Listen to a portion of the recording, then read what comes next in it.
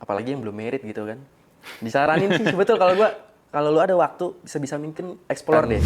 Lu mau touring ya pastiin sih sebetulnya pasangan istri lah terutama itu aman dulu deh. Oke, hai guys, kali ini gue lagi ada di podcastnya Oraimo, Endless Possibilities, dan bertepatan di hari ini gue bareng sama temen gue, Diko, yang emang udah rutin banget jadi Vespa enthusiast. Kok gimana? Sehat ya? Sehat gak? Sehat. Mantap, thank you buat waktunya kok. Oke.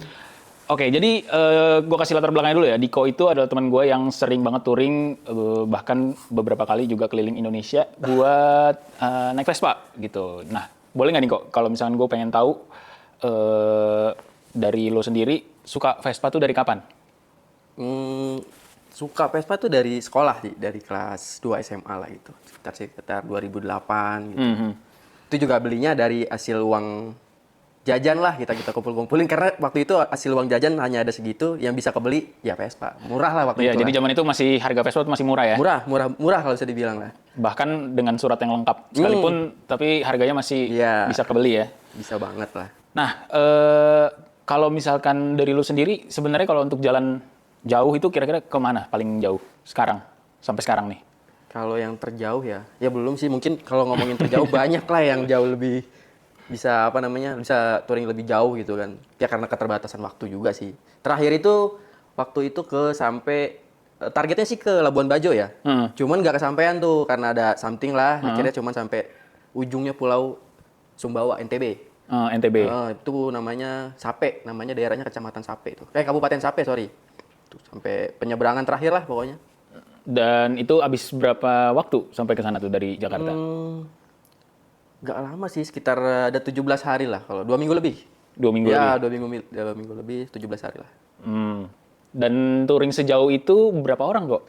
Itu waktu itu berdua, sama temen anak Bandung ada, berdua gitu. Cuman berdua aja ya? Karena kalau menurut gue ya, kalau yang udah jaraknya berhari-hari, sampai seminggu 2 minggu, terus ngelewatin nyebrang pulau, kayaknya sih lebih enak asiknya ya, itu nggak bisa rame-rame ya? Idealnya mungkin 2-3 motor kali? 2-3 paling seru lah, 2-3 gitu. Oke. Apa mungkin sendiri itu lebih oke sebetulnya. Kalau sendiri ya kecepatan tergantung diri sendiri kan? Lebih fleksibel lah, kita mau ngapain aja lah. Kalau sekarang emang motor ada berapa nih kok? Kalau ada berapa mungkin 4 lah. Ada 4? Ya. Motornya apa aja tuh? Kalau yang motor pertama tuh Super tahun 69. Terus di rumah tuh ada Sprint tahun 72 sama PTS tahun 82, satu lagi Strada 88, cuman nggak di rumah tuh, ada di bengkel lah. Di bengkel. Jadi emang di tahun 2008 itu emang udah suka klasikan? Iya. Jadi ya dulu mah, kalau dulu nih kulturnya Vespa ya setahu gua nih, dulu tuh waktu tahun-tahun di bawah 2010 itu mungkin kalau bisa dibilang ekstriman lah banyaknya ya kan, gembel-gembel gitu. Itu ya namanya ngikutin aja tuh yang eranya lagi itu, yang dulu kita anggap keren ya gitu kan, makin dekil makin keren ya kan. Makin banyak sampahnya makin bagus ya. Ya betul, bahkan dulu juga sempet lah ngikutin ke bawah-bawah lah, gimbal segala itu pernah itu. Ya klasikan standaran, terus pindah lah ke Jakarta. Dulu kan waktu itu di Jawa lah, pindah ke Jakarta. Nyemplung juga tuh sempet di dunia balap lah, Vespa di Sentul. Sempet ada beberapa tahun gitu kan. Ya gitu. Dan kalau di akhirnya sampai sekarang berarti beralih ke klasikan lagi? Iya, jadi seneng touring kan, awalnya seneng touring, terus ketemu komunitas Vespa yang seneng balap juga, terus kebetulan juga agak seneng juga sih kebut-kebutan, cuman kan ada wadahnya nih di sirkuit gitu kan, jangan di jalan ya, jangan di jalan. Jadi ya itu, ninggalin touring tuh, di balap gitu kan, setelah akhirnya capek juga nih balap gitu kan, ya capek lah gitu kan, jadi kalau di Vespa kan, kalau yang gue tuh lebih cenderung cari Vespa ini kan kayak wadah kita cari saudara, cari ke keluarga gitu kan, persaudaraan gitu. Cuman kalau di balap, ini menurut gue ya, gue nggak tahu ya, kalau mungkin juga gue salah gitu kan, kalau di balap tuh persaingannya tuh lebih ketat, lebih kental lah gitu. Walaupun mungkin kan kalau secara sehatnya kan kita jiwa kompetisi persaingan tuh di lintasan aja. Gitu. Jangan harus setelah di luar lintasan, jadi biasanya ke bawah-bawah juga sih gitu kan. Capek itu kan, kok ya udahlah. Merit juga tuh, ya udah akhirnya balik lagi deh, seneng touring lagi gitu. Terus artinya dari semenjak pindah dari balap ke klasikan lagi, berarti rutin touring lagi. Iya. Dan pas nikah emang nggak ada pertentangan dari keluarga mungkin? Kalau jalan jauh gitu kan lumayan tuh harinya. Iya. Enggak sih, kalau gue sih alhamdulillahnya istri gitu ya. Aha. Istri, orang tua support sih. Hmm. Support itu gitu kan. Jadi gini nih guys, kalau misalkan lu mau touring ya, pastiin sih sebetulnya pasangan istri lah terutama itu aman dulu deh. Iya. Jadi kalau lu istri aman, ya kan, itu lu mau pakai Vespa yang modelnya gimana juga, mogokan lah kita bilang. Itu lu udah kayak naik private jet gitu loh. Aman gitu, enjoy. Tapi kalau Vespa lu tuh udah keren, safety apa gimana, tapi kalau di rumah lu belum aman, bini lu belum ngasih izin dan segala macam, itu Iya. lu Pasti kepikiran. nggak bakal Pasti enak bawaannya jalan gitu. ya nggak enak pasti jalan ya. Nah kalau bengkel sebenarnya lu sekarang di mana kok? Bengkel deket rumah sekarang ini, deket rumah. Kalau dulu sih emang sebelum merit tuh nggak bisa diem ya, nggak bisa diem di satu tempat gitu. Jadi memang seneng bengkel ini, bahkan punya motor 4 juga, itu bengkelnya beda-beda sengaja karena pengen cari temen gitu lah biar bisa ya temen sana sini temen gitu kan, kalau bengkel di mana-mana. Nah setelah merit, sekarang dekat rumah tuh ada bengkel temen di Rorotan, Ya. Anda Vespa lah. Yoi, bengkel andalan kita bersama ya.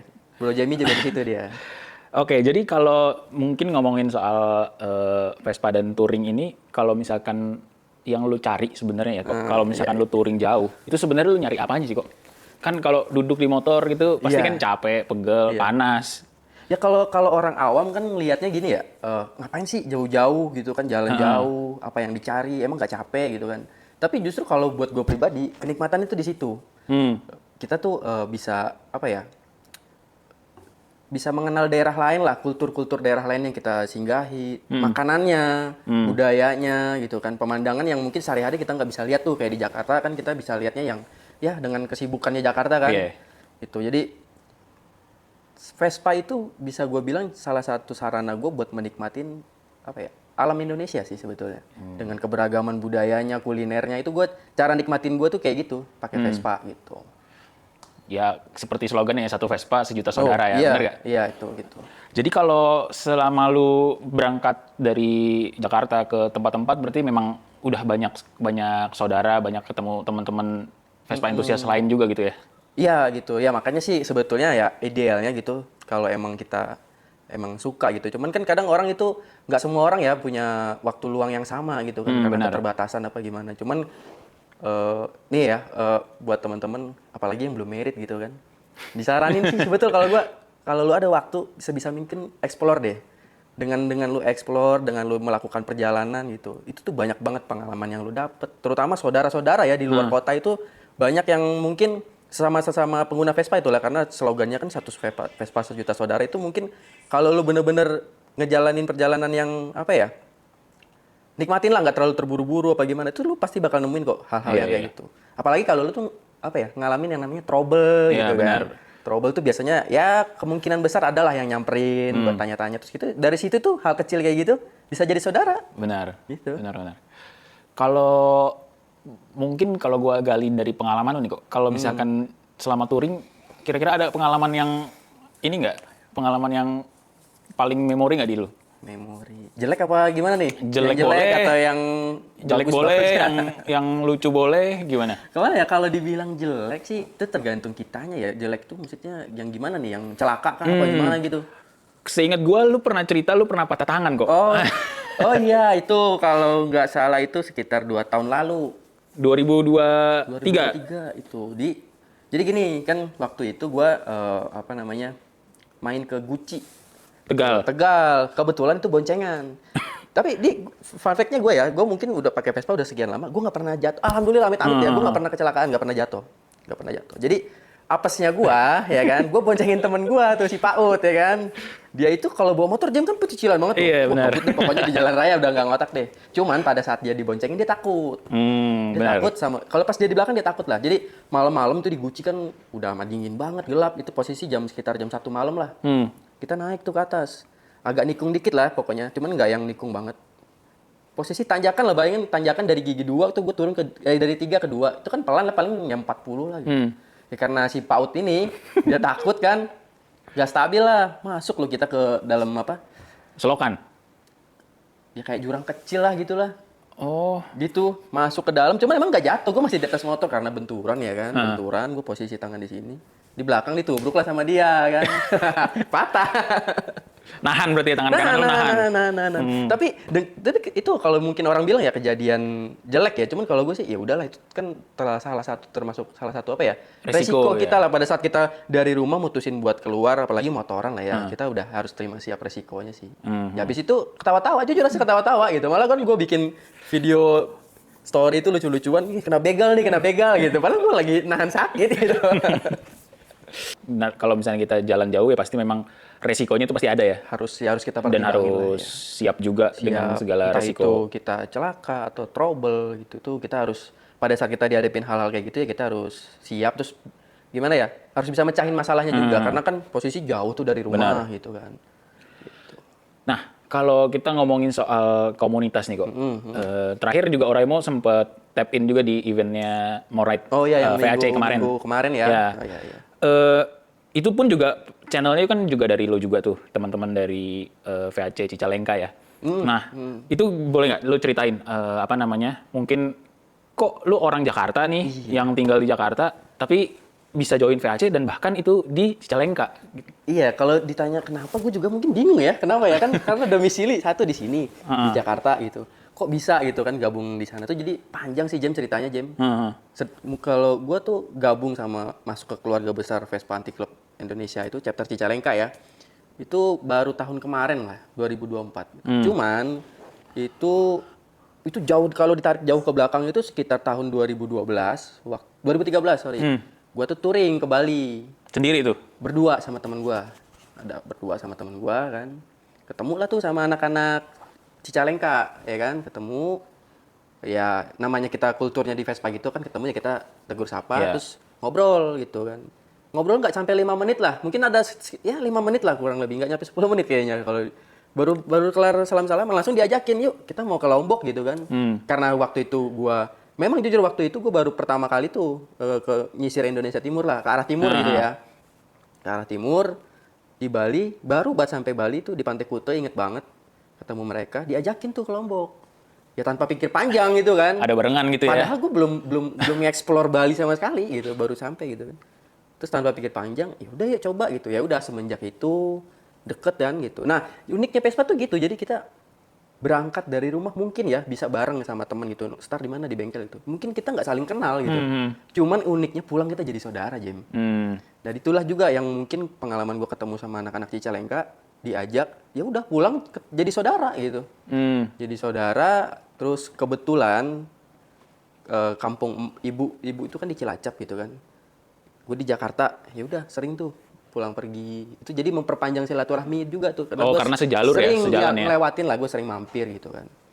Terus ya panjang cerita, sering touring juga sama mereka akhirnya. Gue nyaman sama mereka, mereka pun mungkin juga nyaman sama gue ya. Cocok lah touring bareng gitu kan. Akhirnya pengen lah, sempet dari dulu juga, gue pengen deh, karena ngeliat kekeluargaannya itu kalau menurut gue ada gimana ya, beda lah kalau ya? menurut gue udah coba main kesana kesini itu kalau di situ tuh beda aja rasa persaudaraannya, kekeluargaannya. Tapi pengen ngomong, gue pengen dong ikut gabung, cuman ya karena sadar diri tuh Masalah lokasi. iya, gua nggak tahu lah kan, gua nggak ngerti paham banget tentang klub itu kayak gimana tadinya gitu kan. Ya udah terus diajakin deh gitu kan, ya seneng juga, kaget juga gitu kan. Akhirnya ya dicoba deh gitu kan, ospekan tuh, ospekan. Ya udah akhirnya resmi lah di 2002? 2024. 2024. Nah kebetulan nih Bro Jamie juga, Bro Jamie ini Baru ospek. baru minggu kemarin, Baru minggu kemarin, benar. resmi jadi keluarga besar PAC Indonesia. Lumayan lama ya, berarti dari 2012 sampai akhirnya 12 tahun kemudian tuh Iya, lama baru banget. join. Lama banget. Pertimbangannya memang selama itu kah atau ada gimana kok? Gini ya, jadi ini gue yang gue rasain gitu. Klub ini kan kalau gue bilang itu kayak gue anggapnya rumah lah. Rumah, ya mana rumah ini tuh kalau kita mau masuk ke dalam suatu rumah, minimal rumah itu nyaman buat kita. Ya kan? Pasti. Karena di dalamnya itu pasti ada yang namanya keluarga. Gue nganggapnya keluarga kok gitu. Dan kebetulan juga di Cicalengka itu mereka nganggapnya itu memang rumah dan di dalamnya itu keluarga, bukan senior, bukan apa, nggak ada, kita nggak, di Cicalengka itu nggak mengenal kata senior, jadi di dalam itu kita semua keluarga gitu kan, semua sama lah. Jadi gue nyaman, Jem, nyaman. Gue coba juga apa namanya ya, riset gitu, kebetulan juga ada beberapa ya gue nggak sebut nama ya, ada beberapa klub lah yang coba pengen gue juga cari tahu lah. Ternyata kok beda ya gitu kan, nggak sekaku itu gitu kan di Cicalengka gitu kan. Ya udah, jadi ya setelah gue masuk pun bahkan mungkin lebih apa ya, rasa kekeluargaannya gue tuh lebih lagi sama mereka gitu kan. Mereka pun juga segitu ke gue. Gitu. Bahkan sebenarnya kalau gue ngalamin sendiri pun juga pas datang pun, even kita bukan bagian dari mereka, mereka tuh welcome banget ya. Iya, benar-benar disambut. Ingat banget yang waktu kita dari Bromo ya gue ya. Betul, tuh pertama kali lu mampir ya. Pertama kali ke sana dan dibikin kultur mereka liwetan. Iya, gitu. Buat nyambut tamu lah gitu kalau di situ tuh kayak gitu. Jadi lu orang baru datang ke sana, lu nggak dicuekin, Jem. Benar. Walaupun even lu tuh siapa gitu, nggak ditanya lu sebagai apa, siapa, enggak. Gitu, kita diajak ngobrol, nggak yang dicuekin.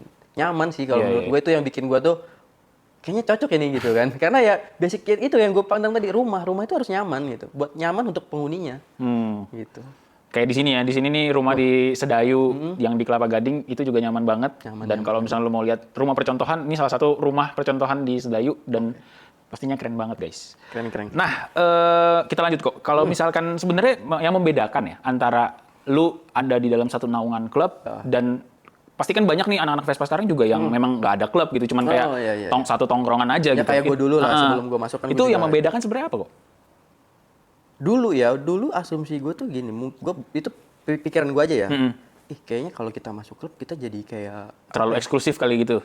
Itu mungkin juga iya. Jadi nggak ke situnya sih kalau gue mikirnya, Jem. Gue kayak lebih kita jadi nggak bebas nih ya gitu. Yang tadinya gue tuh bebas mau ngapain aja. Emang gue basicnya juga orang bebas. Bebas lah gue mau ngekspresiin diri gue kayak gimana gitu. Bebas gitu kan. Takutnya nanti kalau kita di klub itu kan ada yang namanya aturan lah kalau kita bilang. Ada ART gitu ya kan. Terus gimana nih kalau ntar kita ada di situ, kita nggak ngikutin sesuai aturan, apakah nanti kita jadi ditegur kah, atau jadi gimana, jadi beda atau gimana gitu kan. Ya itu tadi, setelah gue riset gitu kan, di VSS Cicalengka itu beda gitu, nggak sekaku itu gitu, jadi ya udah gitu kan. Malah bahkan, ya cuman gini loh, aturan itu ada, cuman basicnya orang itu kan nggak mau diatur, ya nggak? Iya, benar. Cukup tahu aja lah kita, jadi kita tuh kita nggak mau diatur tapi kita tahu aturan, itu aja. Faktor utamanya adalah ya kenyamanan itu sendiri ya. Nyaman sama jadi keluarga di sana. Selama lu nyaman, ya lu jalanin. Pun lu masuk ke suatu klub itu kan nggak ada paksaan. Jadi karena lu ngerasa nyaman, jadi lu merasa pengen ikut gabung kan. Benar. Gitu. Kalau itu nggak nyaman juga, ya jangan sih kalau kata gue. Kalau ada klub yang menurut lu cuma masuk karena apa ya? Lu pengen pengen di kayak tadi ngerasa lebih eksklusif gitu, mending jangan sih. Gitu, karena menurut gua kalau emang lu ngejalanin yang nggak nyaman, mending jangan. Benar, setuju. Nah, mungkin kita bahas ini sih kok. Kalau misalkan ke depannya nih, di tahun ini udah akhir tahun nih ya, 2025. Ya. 2026 lu ada jadwal apa nih dengan Vespa lu sendiri sebenarnya? Vespa ya. Apakah ada jalan jauh lagi kah? Atau ada nambah motor baru kah? Tapi kayaknya kalau nambah motor baru, Vespa mahal bro sekarang. Nggak tahu deh bakal bisa kebeli yang kayak gimana lagi gitu kan. Kalau target sih nggak ada, ngalir aja ya. Cuman keinginan pasti ada. Gitu. Cuman tercapai apa enggak itu nanti lah gitu kan. Karena juga kita kan ada lah kehidupan lain selain di Vespa. Benar. Kayak kita harus struggle dengan kehidupan kita, mencukupi keluarga dan segala macam. Itu tadi, kalau keluarga kita udah cukup, oke lah jalan. Kalau target keinginan gitu, mungkin kayaknya sih pengen ke pulau yang belum gue pernah datengin. Gue pengen datang situ pakai Vespa. Ya kayak contohnya, mungkin juga Sulawesi gue belum pernah, pengen cobain kan. Katanya sih alamnya indah banget. Terus mungkin Kalimantan ke IKN mungkin ya kan, atau mungkin ke Brunei sekalian gitu kan. Pengen. Dan itu kalau bisa terjadi di tahun depan? Iya. Tapi tetap sih yang namanya kita tuh kalau punya niat, kalau bisa sih gini, kita upayakan. Pun kalau nggak kejadian juga ya sudah gitu Iya, kan. Benar. Tapi kalau jangan cuma pengen tapi nggak ada upayanya nih. Contohnya lu pengen, kan butuh biaya atau nabung lah segala macam gitu. Ya udah kita upayain aja, tapi nanti kalau misalkan pas hari itu nggak jadi atau mungkin nggak ada halangan apa, ya sudah nggak apa-apa. Mungkin di nextnya kita bisa geser gitu. Betul. Karena memang tujuannya nggak akan pernah pindah gitu kan ya. Betul. Yang penting kita menyesuaikan waktu kita aja sampai akhirnya kesampaian. Iya. Kalau kita nyambungin ke brand nih ya. Kemarin kan kita juga touring, juga beberapa kali disupport sama Oraimo nih kok. Waktu ke Pangandaran ya. Benar, kita kan ke Pangandaran kita disupport sama Oraimo dan menurut lo gimana tuh dengan Oraimo sendiri dan dengan produk-produknya gitu? Produknya keren, apalagi kita kemarin tuh pas lagi ke Pangandaran pakai produknya Oraimo Powerbank ya kan. Itu ngebantu banget sih kalau kata gua. Apalagi dia punya dayanya tuh yang kalau nggak salah gue pakai itu yang 20.000 mAh ya.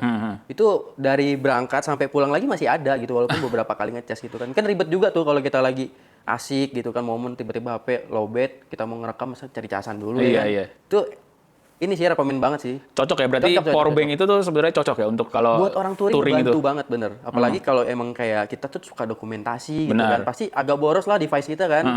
Gitu. Jadi apalagi fiturnya dia tuh kayak ada fast chargingnya gitu. Jadi biarpun kita pakai powerbank biasanya kan agak lemot ya, benar. lama gitu kan. Ini bisa cepet gitu. Iya. Nggak butuh waktu lama. Dan emang nolong banget berarti pas kemarin kita touring. Nolong sih. Apalagi kalau misalnya ada trouble Iya. juga. Ya buat orang touring, buat orang naik gunung yang suka-suka traveling itu pasti kepake banget dah powerbanknya.